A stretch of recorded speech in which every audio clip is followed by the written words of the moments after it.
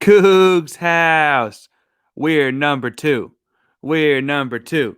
We're number two. We're number. You are Locked On Coogs, your daily podcast on the Houston Cougars, part of the Locked On Podcast Network. Your team every day.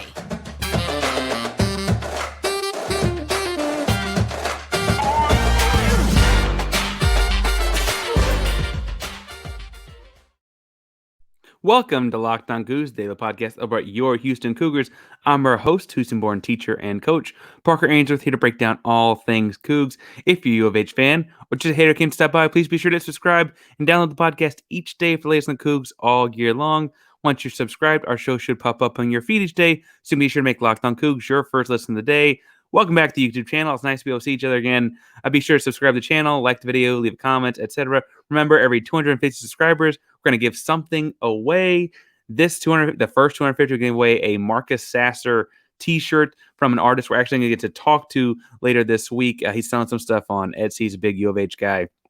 There's some really cool stuff coming out for each of the different players. Giving away a Marcus Sasser t-shirt. To be entered, we have to A, hit 250 subscribers, so make sure you subscribe and do your part. And then B, you have to be someone who's left a comment. So make sure that you leave a comment on the videos. Now, today, if you don't have anything to say, I guess I should say the question today is, are animal crackers crackers? Leave us that. If you have nothing else to say on the video, you can leave that in the comments. Now, today, we're going to look at the newly number two ranked Houston Cougars and kind of what it means to be atop the polls at this point in the season. Because frankly, in the preseason, we heard a lot of talk from Kelvin Sampson, head coach Kelvin Sampson, about like why preseason rankings don't really matter to him, right? And like why that's not the biggest deal. But as we're looking at this now, like now we played some ball games.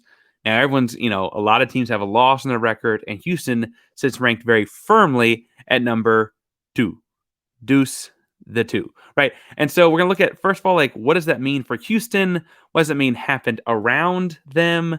And then kind of, that's to be the first segment. In the second segment, we're going to look at, like, what the competition can look like and how that can impact the rankings from here on out. And then in the third segment, we're going to look at some, like, hypothetical looking ahead to next year, even with, moving conferences and how that will shape things out as well. But first, I think it's in this first segment, we got to look at, like, what being number two means for U of H. Right now, U of H is the highest time they've been ranked, or excuse me, I should say this, the highest they've been ranked since the 5 Slam Jam Final Four days, right? Like this is crazy high. I remember like we went to Final Four a couple years ago, we actually finished the season ranked 3. So being ranked 3 in the preseason, the highest preseason ranking, but like that's actually kind of around where we finished. And so that like it was like where we finished the season being previous season ranked, it's like a little different. Being ranked number 2 means that theoretically, like with everyone having played ball games, Houston looks like one of the best couple teams in the country. The rankings, if you did not see the AP poll itself, go North Carolina. I got to pull up on the side here. North Carolina, Houston, Kansas, Texas, Virginia, Gonzaga, Baylor, Duke, Arkansas, Creighton, 1 through 10. Now, what's awesome is that, frankly, we leapfrogged Gonzaga. Gonzaga had their loss to Texas, but we didn't get leapfrogged by Texas with their big win against Gonzaga. That was kind of the fear, I think, from people on Twitter. Was like, yes, it's nice to see the team ahead of us lose, but Texas wasn't so far behind that there was kind of like, oh, crap, what's going to happen, right? And leapfrogging there. I bluntly think it's interesting that we're still behind North Carolina. I know Isaac with the college, he has Locked On College Basketball with Andy, and he also will he does the Locked On Tar Heels podcast and those kind of things. I'm surprised we're still behind UNC. At the time of polling, the biggest win they had was like a close game against Gardner-Webb. I feels almost like they're still riding the high of last season, right? They got the national championship game last season and all and all those kinds of things. It feels like they must still be riding that high. And I don't have to tell you anything, but the listener and I both know that like that's a shame for Houston, right? Because like they're riding a high from last season where like Houston notably was like down a couple of key guys, and Sasser and Tremont Mark both taking big injuries early in the year. They come back this year. They're 2 of our leading scorers. 2 of Houston's best players this season were playing high school basketball last year. It doesn't feel right to like have North Carolina ranked ahead of us on some preseason polls that were based basically on their last year thing when Houston has better wins this year, right? Houston's win against Texas Southern is akin to the North Carolina win against James Madison, right? and Houston won by 40 points. It's just not the same kind of thing to me, right? North Carolina beat James Madison and snuck out of win at Gardner-Webb. Those are both tournament teams, right? I'm not saying they're not going to potentially be tournament teams, but Houston's played several. Like Oral Roberts will be a tournament team. Houston beat them by 38 points, right? Like I don't think that they're quite apples to apples comparisons when actually looking at the product this year and like who's done what. Now, does North Carolina have some guys that might make the NBA? Absolutely. I'm not trying to diminish that program at all. Don't get on my back about this, Isaac. But I will say that it doesn't like Houston's the best basketball team in the country, and I don't feel like I mean, we're getting to know each other. It's only been like the show's been on the air for like 6 weeks. I'm a very pessimistic fan. I firmly think that Houston's got the best team in the country, and I'm more pessimistic about like, oh crap, how's this go wrong, right? Like I don't think it's crazy to think that Houston ought to be ranked number 1 right now. I will say it's nice to see that we jumped Gonzaga. Gonzaga was previously right ahead of us. We were the number 3 team. Gonzaga did fall to Texas. Texas at the time was 6. Now they were also in the top 10. I guess they might not have been 6. Anyway, now Texas is right behind us at 4. And then Gonzaga turned around and beat Kentucky, so they didn't quite fall out of the top 10. Gonzaga fell to 6. We didn't get, as I opened with, we didn't get jumped by Texas, which is a interesting move. We also did not get jumped by Kansas. Kansas, the defending champion, has had some scrappy wins the last couple weeks. And frankly, like had some really fun games. A big one against Duke. Some fun games to watch on TV as well. It's a really fun watch. I got some scrappy kids if you're looking for Big 12 basketball to watch. And then right behind Kansas and Texas is Virginia. We'll get to this segment later, but like we will see Virginia up close and personal later this season. And those are the 5 teams in the top 5 are all undefeated. And then frankly, Houston is the only non-Power 5 team in the top 5. Gonzaga at 6 is also not Power 5. Creighton at 10 is also not Power 5. And things kind of get a little bit wonkier as you keep going down the list. I think it's interesting that call me crazy, and I know Oregon is hurt, and I know Oregon is not the program of the not the marquee program of the Pac-12. Sorry to Spencer, our guest from last week, but they're not. But they do have a lottery pick in Khalil Ware. They do have the big Nafali Dante guy that kind of tore us apart. I thought that win would be a little bit heavier in this, and Houston is right where they belong. Again, I sound like a crybaby. I'm sure people listening to this oh my god, this Houston guy's got to shut up. But I also look at this what else could the Cougs have done, right? They went to Oregon. They played a one-sided referee game. They won by 10 and the other gym, and it was so ugly, uniforms and floor aside, that they had their own fans shouting they just wanted to go home, right? What else could they realistically have done against the schedule they've got? Because it's not like Kentucky is just volunteering to play Houston, right? It's not like Duke and Carolina are just volunteering to play Houston in the preseason. And so that's kind of the best they got. And if we're number 2 right now, that's fine. I think it's weird because we have this bullseye on our back that Sampson has talked about since the preseason. Sampson mentioned the preseason stuff, that being the preseason number 3 team meant you're going to get a lot of teams' best games. You're going to get that bullseye on your back. But you don't quite get the upside of being number 1 overall and the prestige that comes with that. And we're all frankly hoping to get that. That said, obviously, I'd rather be the number 1 team at the end of the season come April than in the week of Thanksgiving that we're sitting here in. But it doesn't mean I don't see some potential upside in being number 1 overall. And speaking of upside, this episode is brought to you by the Upside app. So inflation has us all thinking about different ways to cut back. I know here in Texas, everyone's driving to see one of their holidays, and drives can be long across the state of Texas, and gas ain't cheap. Now, whether it's driving less, dining out less, buying less things at the grocery store, we can all agree there's nothing fun about doing things less. That's why I started using Upside. Upside is an incredible app for anyone who buys gas, groceries, or dines out. With Upside, I don't have to cut back because I get cash back on each purchase. To get started, you just got to download the Upside app and use promo code LOCKED to get $5 back in cash on your first purchase of $10 or more. You claim an offer whenever you're buying on Upside. Check in at the business, pay as usual with a credit card or debit card, and you get paid. In comparison to credit card rewards or loyalty programs, you can earn 3 times as much, 3 times more cash back on Upside. Upside users are earning more than $1 million every week. That's probably why they have a 4.8 star rating on the App Store. Download the free Upside app and use promo code LOCKED to get $5 or more cash back with your first purchase of $10 or more. That's $5 more cash back on your first purchase of $10 or more. Use promo code LOCKED. That's Upside. Make sure you go download that today. Now, in the second segment here, I want to look at like what competition is doing for Houston. Because I mentioned in the first segment, I was a little upset that the Oregon win didn't count for more. And frankly, as we're going to get into this, there's a chance that really hurts Houston. So, right, Houston gets St. Mary's in a couple weeks. We play them in Fort Worth. So it's not really a home game, but not really a road game. It's a perennial tournament team. And, you know, I think on most years it looks great. They had a couple guys in the NBA this year that just got drafted.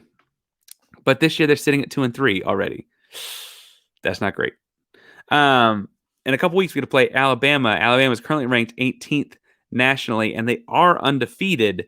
But we'll see kind of what that looks like when we get to them. I think that's December 10th. 10th, if I'm counting my days correctly. It's the week after the St. Mary's game, right? That's a big game. Remember that game from last year as well. That's frankly like the next, like, because St. Mary's kind of looks like they're in a down year, it's probably the next like marquee matchup, right? The big one is the week after Alabama.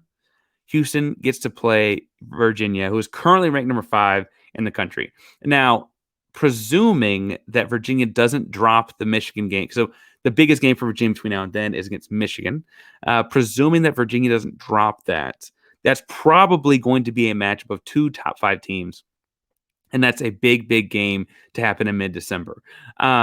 Frankly, though, as I look at the Houston schedule, if they want to continue to be a top 5 team, they want to continue to have this like 1 seed in the tournament type of thing and come March. They want to be that kind of a team. They might have to beat Alabama and have to beat Virginia just to have a shot at it. Because frankly, there's no guarantee that Alabama has the kind of season they've had in the last couple of years. Although I do like their freshman Ryan Griffin a lot. Shout out, he's another Texan kid. So that's probably why I like him a lot. There's no guarantee that they're the Colin Sexton type Alabama type runs, right? And they're also like hoping that Virginia is undefeated at the time we play them, because that means they beat Michigan or a good team. But like Virginia's going to take some losses in the ACC, right? So like we need to kind of jump them because that's our best game in the non-conference.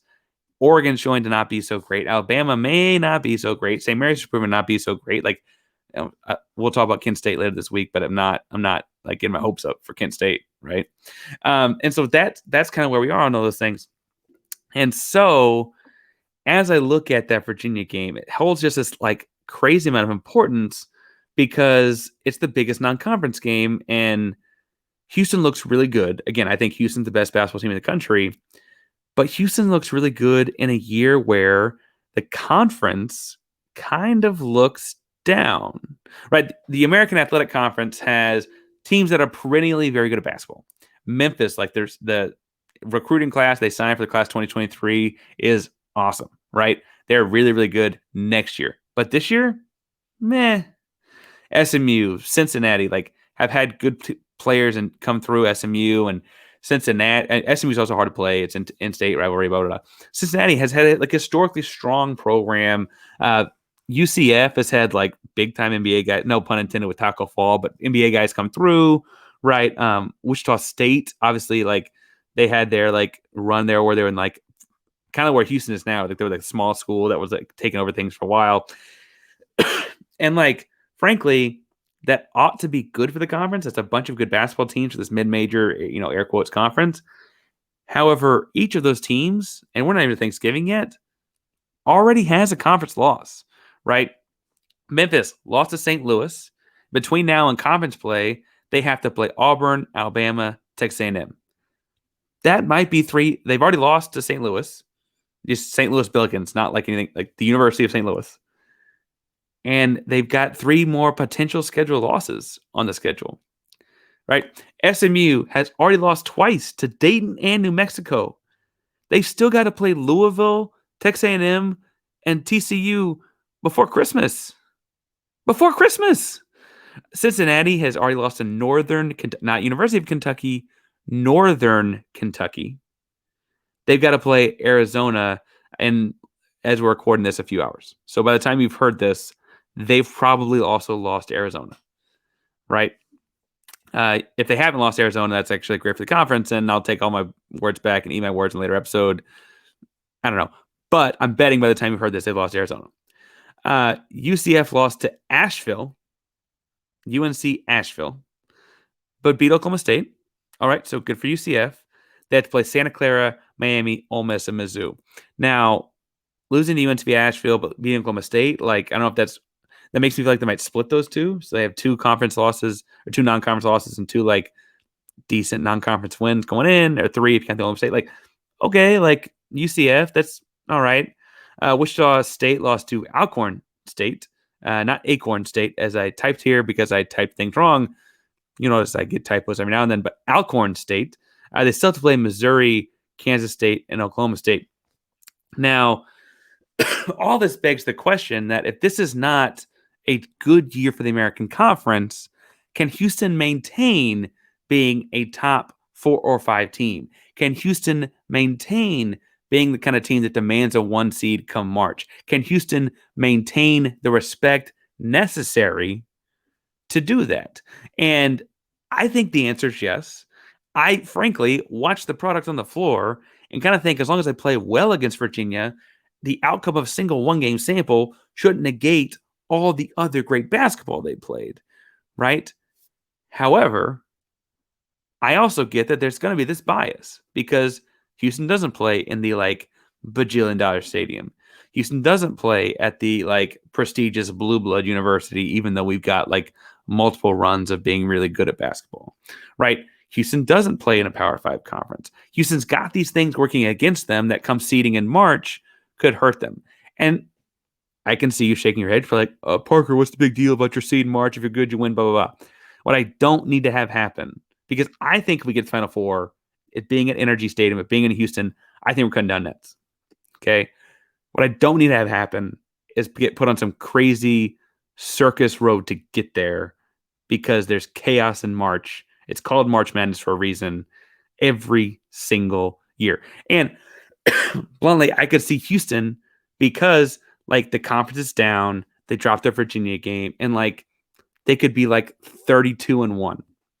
And someone's like, yeah, but like we've only seen them play one good team in Virginia, so they're a 2 seed. Like I could see something stupid happening and Houston getting like a 3 seed in a crazy difficult bracket and then having to go through a crazy amount of like tests and tribulations before even getting to that Final Four spot, when the truth is they deserve to be at that top line. Now, I am already worried about March. I told you, I'm a pessimistic fan, right? Already worried about March, and needs to say that I am betting on the Cougs, but I'm not sure that it's like necessarily fair that they're the 2 seed overall, and that could impact how those bets come down. Speaking of betting on the Cougs, betonline.net is your number one source for sports betting info, stats, and analysis. You get the latest odds and trends for every professional amateur league out there, from basketball to football to soccer and esports. They've got it all on betonline.net. If you love sports podcasts, you can find those on BetOnline as well. They're the fastest and easiest way to get your betting fix. Head to that website today. You can use your mobile device to learn more. BetOnline.net is where the game starts. It's where you got to go for Locked On Sports. It's where you also got to go to make sure that you're placing bets at the best possible outcomes. I'm telling you, I'm putting money on the Cougs throughout the regular season. I think it's kind of chance that the season with a kind of chance the Cougs really doing it all. So make sure you go to betonline.net and put money on the Cougs like your man Matrix Mac or something like that right now. Okay, in the third segment, I will say that like this is entirely hypothetical. But I look at a down year in the American Athletic Conference and the kind of negative impact that could have on the Houston Cougars at large, right?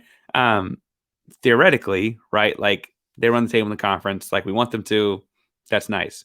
But like losing to like Alabama or Virginia on itself 2 games before Christmas with, frankly, key contribution being made by Terrence Arsenault and Jarace Walker, 2 freshmen, or Shamon Mark and Marcus Sasser, 2 guys that were hurt for most of last season, right? Like, doesn't matter.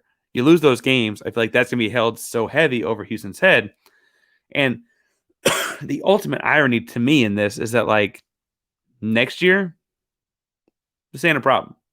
And I have high hopes for next year's team too, but this year's team is special. One of a kind special. And next year's team is going to have the luxury of playing in the Big 12. Now, I say luxury, it's going to be really tough sledding in the basketball season next year, right? But this problem where you have to win all of the games is gone next year, right? Currently, the Big 12 has, on the outside looking in at the top 25 in this polling, West Virginia got 3 votes to get in. TCU got 82 votes to get in. Texas Tech is 21st overall. Baylor is 7th overall.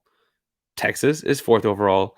Kansas is 3rd overall. And then next year's hopeful, all right, next year's Big 12 team, you have Houston, is 2nd overall. So in next year, I mean, I guess depending on who you're reading about when Texas leaves and potentially in next year's Big 12, you've got 7 of 14. It's half the conference in or flirting with being in the top 25.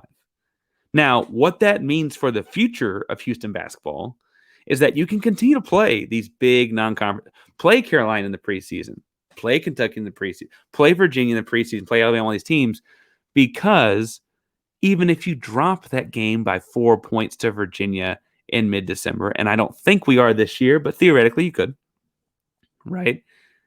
Even if you do drop it, you have chances to make up for it with big-time wins against other top 25, top 10 caliber teams because you play them all twice later in the season, right? Like, theoretically, if Houston got to play number 7 Baylor and Scott Drew and those boys both at home and away later this season, dropping like the Alabama game would not be such a big deal because you play a top 10 team twice later in the season, right? That's not going to get to happen to Houston this year, and it makes that Alabama game so much more important, right? The same thing's going to happen with playing Kansas, right? Kansas just won it all last season. Just by being in the conference, Houston would get to play them twice. And so, yes, you could, stub your toe or get bad reffing like we just saw in Oregon, and maybe Terrence Arsenault isn't the freshman that comes, like something bad goes down in Oregon, right? Next season. It's tough. It happens. You can showcase that you've grown from that loss or grown from that game twice by playing Kansas home and home, right? Those kinds of things are why competitively Houston to the Big 12 makes so much sense. I know football runs these things and football dollars runs these things, and I'm also not stupid. The truth is that most of these other Big 12 schools want to lay claim to the city of Houston for recruits. They want our kids, right? They want our kids to show up to their football programs and can tell their kids, hey, we're going to play in your hometown at least twice when you're in college. Hey, guess what? We're going to come down, we are, Oklahoma State. However, we're coming down to Houston. So yes, you live in Pearland. Great. We're coming to Houston twice in the 4 years you're here. That's why they really want it, right? Not only to mention, like we could talk about the attendance at TDECU Stadium and like how they kind of think they can make it a quasi home game for this. Blah, blah, blah, blah, blah, blah, blah. We're going to fix all that. You and I, we're going to fix that, right? However, that's the football side of things, and that's what they're going to say makes sense. But the Big 12 is about to be a basketball conference, right? It's about to be a very dominant basketball conference, especially in the season, potentially where you have Texas crossing over because Chris Beard's building a program there, it looks like, and Texas Austin's got, its own thing going on, right? But in building that basketball conference, you can't leave Kelvin Sampson and Houston out of it. You're going to have Jamie Dixon's building something at TCU. Bobby Huggins has something at West Virginia, right? Texas Tech and Mark Adams have kept it rolling when Chris Beard left. Scott Drew and Baylor, they won it all 2 years ago, right? We just mentioned Chris Beard at Texas building something for the year that they may be in the conferences, may not. Right? Bill Self has had it rolling at Kansas, right? Bring in Kelvin Sampson to Houston. All of a sudden, that conference has some of the best coaching in the country, some of the best tradition in the country. I mean, you have Phi Slam Jam tradition, Elvin Hayes tradition. You got Kansas and all there. I mean, all the way back to Naismith himself, right? Like Texas Tech has up and down, I guess, theoretically, but like very, very strong as of late, right? All those different Bob Huggins and, Huggy Bear and all those guys, like all of a sudden, like, oh man, we hadn't talked about the fact that we're bringing in Cincinnati, right? Like, this is a strong basketball conference very, very quickly. And Houston fits right in that mix. And Houston kind of has this cheat code because they just have to keep the Houston. We're bringing in kids from California, and I love it and all that. But Terrence Armstrong showed us on Sunday night, we just have to keep the kids here. The kids are right here in Houston. Just keep them here. Just keep them here, right? And so that's why that move makes so much sense. And frankly, will make this whole like non-conference part of the schedule so much easier for the U of H. So much easier for the Cougs. If you want to talk about it or you want to vent about it with me, make sure you find me on Twitter at Painsworth512. Painsworth 512 on Twitter and Instagram. I'll be able to talk all things Cougs. Also talking Rockets and still reliving the Astros and the World Series. You know, we can talk about the Texans if they want to, but we can talk about all things Cougs, football, basketball, whatever. The volleyball team on campus is super, super good. I will say I really enjoyed the girls game against Florida State the other day, even though they lost. It was a tough game, fun game, though, to go pay attention to as well. So make sure you're following all those things. I'm willing to talk with you all about it. We can talk sneakers all day long if you want. Preface, I did not get the lost and found ones.